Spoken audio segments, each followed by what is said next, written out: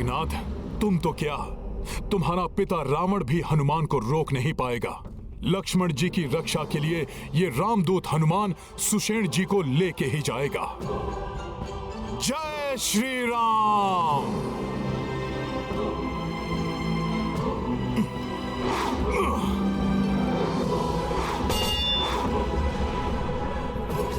ये ध्वनि कैसी?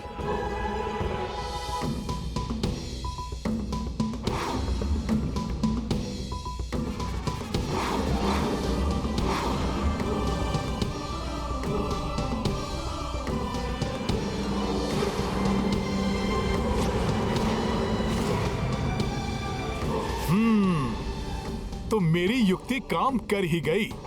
सारे मूर्ख राक्षस उसी ओर बढ़ लिए।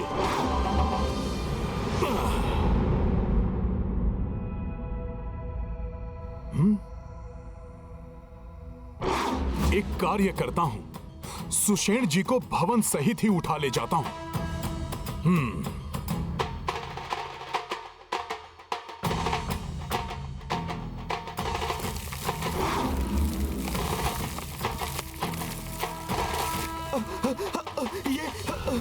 ये अकस्मात इतनी तीव्र गति से भूकंप कैसे आ रहा है? युवराज मेघनाद, वानर तो उस ओर है।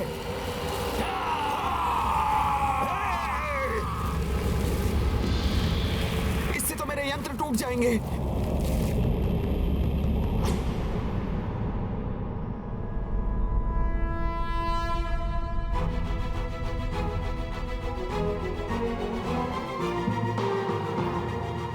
जय श्री राम। काका कुंभकर्ण के हाथों से तो जीवित बच निकले थे लंका से, किंतु इस बार मेरे मायावी खड़ग से नहीं बच पाओगे तुम।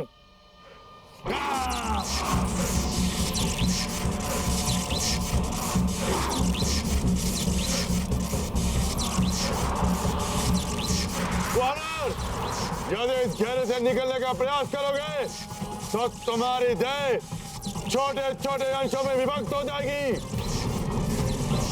और साथ ही नष्ट हो जाएगा रक्षवाद सुषेण का आवास भी, और अंत हो जाएगा व्याधराज सुषेण का। जय श्री राम। हाँ, ये वानर पुनः बच निकल गया। ये भूकंप तो बड़ा ही विचित्र है। आज तो ये धरती भी प्रचंड रूप से डोल रही है। कहीं ये सब कुछ युवराज मेघनाद के चलाए हुए ब्रह्मास्त्र का प्रभाव तो नहीं हो रहा है?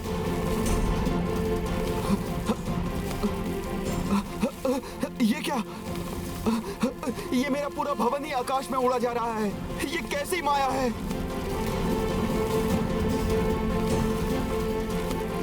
ये वानर, तुम वही हनुमान हो ना जिसने लंका का दहन किया था? हाँ वैद्यराज सुषेण जी, प्रणाम। किंतु मैंने तुम्हारा और तुम्हारे उस वनवासी राम का कुछ भी अहित नहीं किया है। फिर तुम मेरा भवन क्यों उखाड़ ले आए? किस अपराध का दंड दे रहे हो मुझे? क्षमा करें वैद्यराज जी, परिस्थिति ही ऐसी उत्पन्न हो गई है कि मुझे बिना बताए आपको उठाकर लेकर आना पड़ रहा है। किंतु मैं आपको विश्वास दिलाता हूँ कि आपको दंड की नहीं सौभाग्य की प्राप्ति होगी। प्रभु श्री राम के दर्शन, उनकी सेवा करने का सौभाग्य।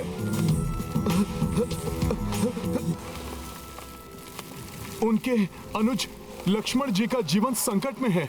अपने उपचार से उनकी रक्षा करके प्रभु की व्याकुलता समाप्त करनी है आपको।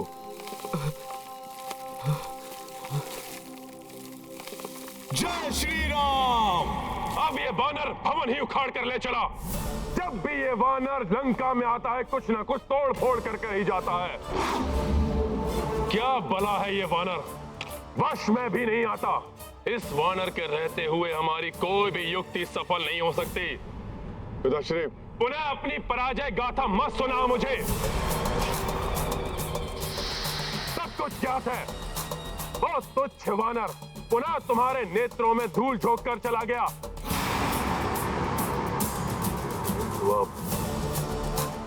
उसके नेत्रों में ऐसी धूल झोंकूंगा मैं कि अपने नेत्रों को मलने के अतिरिक्त और कुछ नहीं कर सकेगा वो तुच्छ वानर।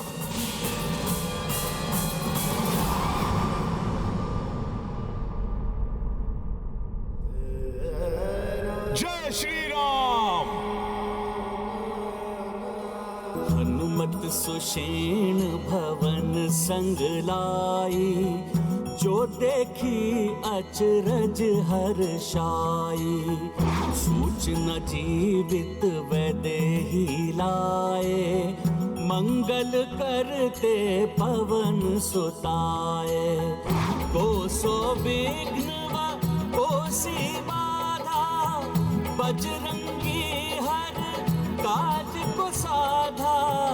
नाम कपि मंगलमय आसा, अंजनी पुत्र निर्मह उजासा। महाबली हनुमत की, रुचिकर लीला राम भगत की। जय जय जय रघुनंदन राम, जय जय जय महाबली हनुमान। जय जय जय रघुनंदन राम।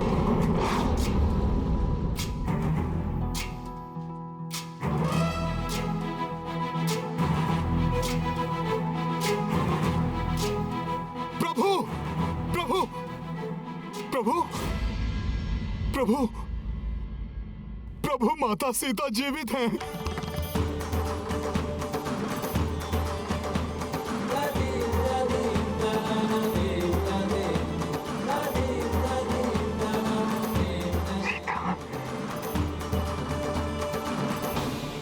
मेरी सीता जीवित है? जी प्रभु। लक्ष्मण, सुना तुमने? तुम्हारी भाभी माँ जीवित है। प्रभु, उस दुष्ट मेघनाद ने मुझे भरमा दिया था। प्रभु, माता सीता सकुशल है माता सीता। मैं स्वयं उनसे भेंट करके आ रहा हूँ।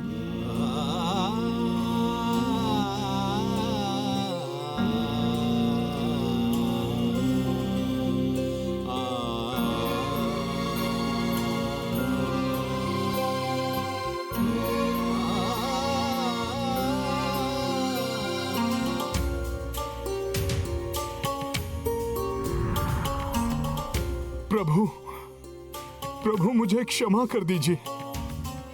मैं माता के उस माया रूप को देखकर अपने सुध-बुध गंवा बैठा था। मेघनाद की माया को सत्य मानकर घोर कष्टदायी समाचार सुनाया था मैंने आपको। प्रभु, मैंने आपको कितनी पीड़ा दी, मुझे क्षमा कर दीजिए प्रभु। नहीं हनुमान, दुखी मत हो। मैं भी तो भ्रमित हो गया था ना। ऐसा असीम स्नेह के कारण होता है। तुम असीम मातृ प्रेम के कारण भ्रमित हुए और मैं पत्नी प्रेम के कारण।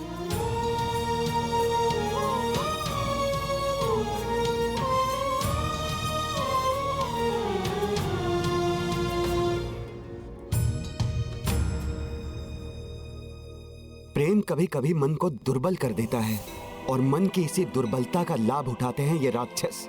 हनुमान ने जो कुछ भी देखा वो विद्युत जिह्वा द्वारा उत्पन्न की गई माया थी और उसी माया से एक बार रावण ने माता सीता को भी भ्रमित करने का प्रयास किया था।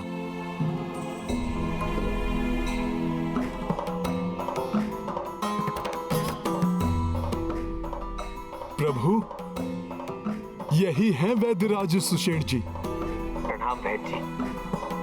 और सुषेण जी, ये हैं। सूर्य को किसी भी परिचय की आवश्यकता नहीं होती हनुमान। प्रभु के श्रीमुख मंडल का तेज स्वयं उनका परिचय दे रहा है। रक्ष वैद्य सुषेण का प्रणाम स्वीकार करे प्रभु। सुषेण जी, ग्रहण लग गया है सूर्य। मेरा तेज तो मेरे अपनों से ही था, किंतु अनुज लक्ष्मण और इन सब की ऐसी दशा ने ग्रस लिया है मेरे तेज को।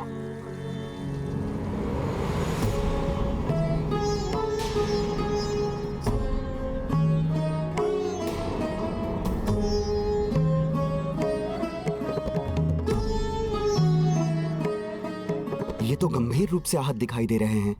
हाँ सुषेण जी, इन्हीं के उपचार के लिए आपको यहाँ बुलाया गया है। सुषेण जी, आप महाअनुभवी हैं। इन अस्त्र शस्त्र के प्रभाव को नष्ट करने में निपुण होंगे आप। भले ही आप हमारे शत्रुओं की नगरी लंका के राजवैद्य हैं,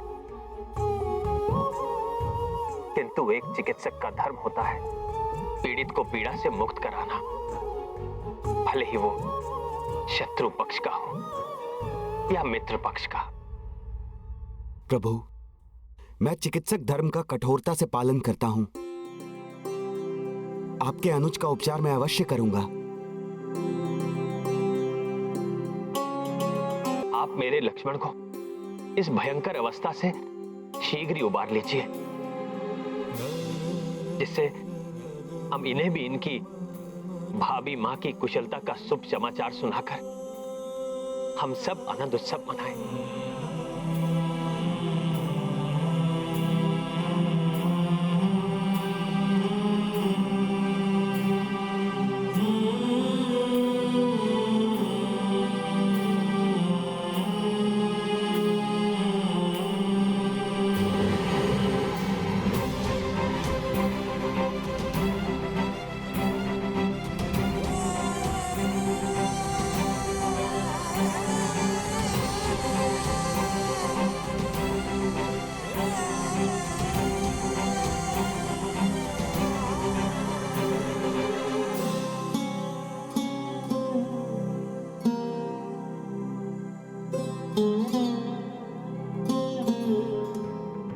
घोर आश्चर्य प्रभु, जिस ब्रह्मास्त्र के प्रहार से लंका समेत समस्त पृथ्वी में महाविनाश मच सकता था, उसका प्रभाव इतना सीमित कैसे हो गया? बिना किसी दैवीय शक्ति की सहायता के यह संभव नहीं हो सकता। उस ब्रह्मास्त्र का प्रभाव कम हो गया है, इसीलिए कुमार लक्ष्मण सहित अन्य वानर योद्धाओं का उपचार किया जा सकता है।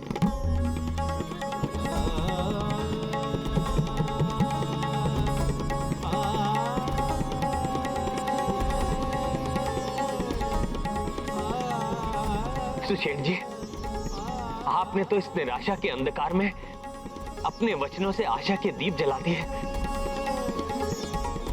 और जिस दिव्य शक्ति ने ये महाविनाश होने से रोका है वो कोई अन्य नहीं, महाबली हनुमान ही है।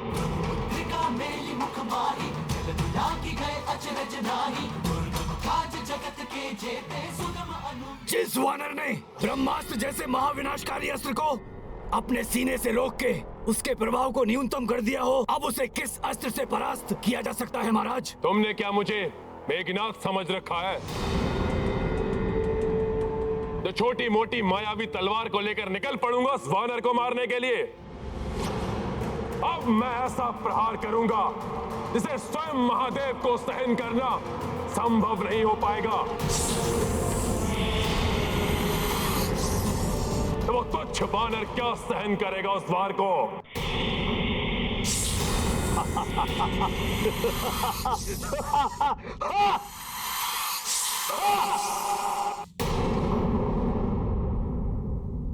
मुझ में ब्रह्मास्त्र का वार सहने की शक्ति कहां है? मेरी शक्ति तो स्वयं प्रभु श्री राम है। इनका नाम इनकी भक्ति है।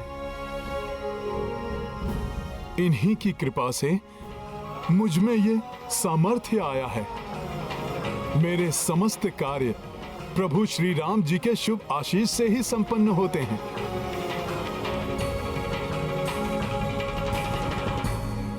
वैद्यराज जी, अब आपके उपचार कौशल का समय है। उपचार कीजिए लक्ष्मण भैया का, शीघ्र स्वस्थ कर दीजिए इन्हें। जिस समय मेघनाद ने वो ब्रह्मास्त्र चलाया था, उसी क्षण मैंने उसके प्रभाव को निष्क्रिय करने के लिए औषधि बनाना प्रारंभ कर दिया था। किंतु प्रभु, शोध के पश्चात मुझे ज्ञात हुआ इसके उपचार के लिए दिव्य जड़ी बूटियों की आवश्यकता होगी। मृत संजीवनी, विशल्यकर्णी, सुवर्णकर्णी, और संधानी। किंतु सुषेण जी, ये चारों बूटियां तो दुर्लभ हैं। लंका में इनका होना असंभव है। आप सत्य कह रहे हैं विभीषण जी, ये जड़ी बूटियां यहाँ उपलब्ध नहीं हैं। ये मात्र हिमालय क्षेत्र स्थित द्रोणगिरी पर्वत पर ही उगती हैं। इन्हें लाने के लिए सुदूर उत्तर दिशा की यात्रा करनी होगी और इन्हें लेकर सूर्योदय के पूर्व वापस भी। के लिए मुझे किसी भी प्रकार से सूर्योदय के पूर्व द्रोणगिरी पर्वत पहुंचकर दिव्य जड़ी बूटियां ढूंढ कर लानी होगी। वानर अपनी तीव्र गति के कारण मेरे मायावी खड्ग से जीवित बच गया, किंतु पिताश्री, इसका अर्थ ये नहीं कि मेरा मायावी खड्ग अयोग्य है। वैदराज सुषेण इससे पूर्व की शत्रुओं की सहायता करें, मैं जाकर उनका वध कर दूंगा। कोई आवश्यकता नहीं।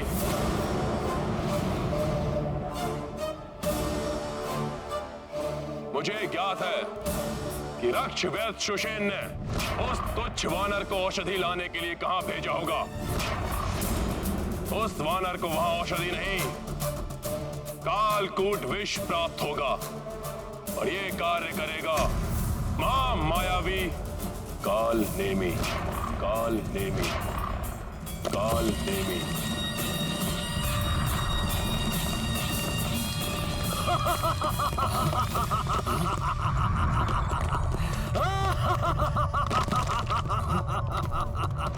काल नेमी, ये तुम हो? काल नेमी, ये तुम हो? क्या तुम यहां आ चुके हो काल नेमी? क्या तुम आ चुके हो काल नेमी? काल नेमी,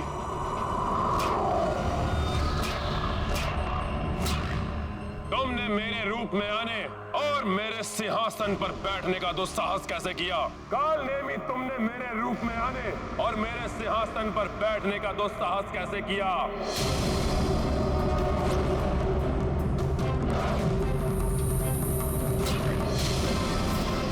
काल नेमी, मैं जानता हूं तुम किसी का भी रूप धारण कर सकते हो, परंतु मेरे धैर्य की परीक्षा मत लो।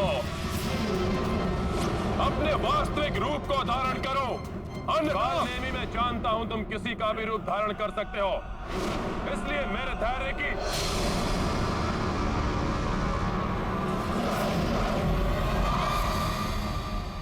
ना ना ना ना ना ना ना ना। अरे इतना क्रोध मत कीजिए महाराज लंकेश। मैं तो तुच्छ सा मायावी राक्षस हूँ। मैं आपके धैर्य की परीक्षा कैसे ले सकता हूँ? मैं तो बस यूं ही अपनी मायावी शक्ति का प्रदर्शन कर रहा था।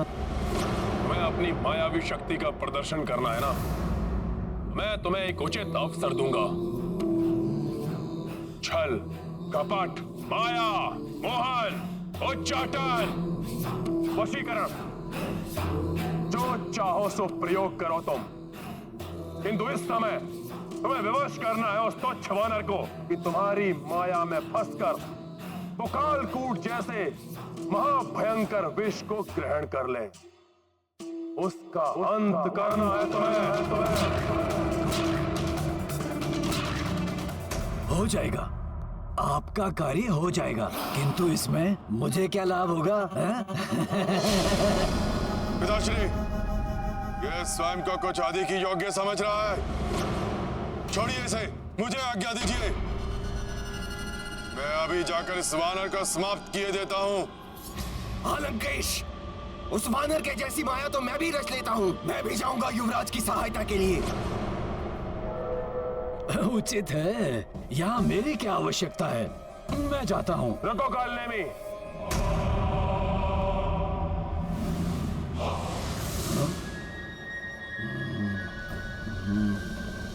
इन्हें बहुत अधिक अवसर दे चुका हूं मैं, हर बार असफल हुए हैं ये।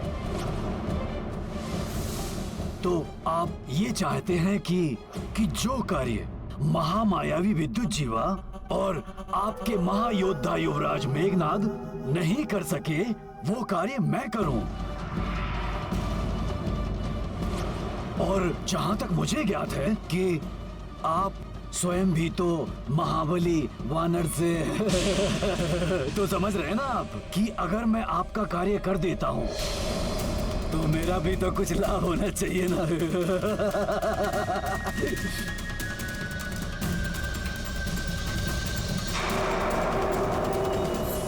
ठीक है, यदि तुम अपने कार्य में सफल हुए तो लंका सहित आधा पृथ्वी का भाग तुम्हारा, आधा पृथ्वी का भाग तुम्हारा।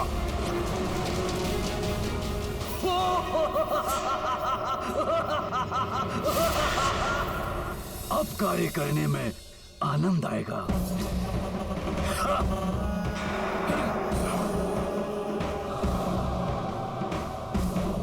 समझिए कि आपका कार्य हो गया लंकेश। उचित है, किंतु स्मरण रहे उस वानर का सामना करने से पूर्व तुम्हें कालिया नाग से कालकूट विष प्राप्त करना होगा।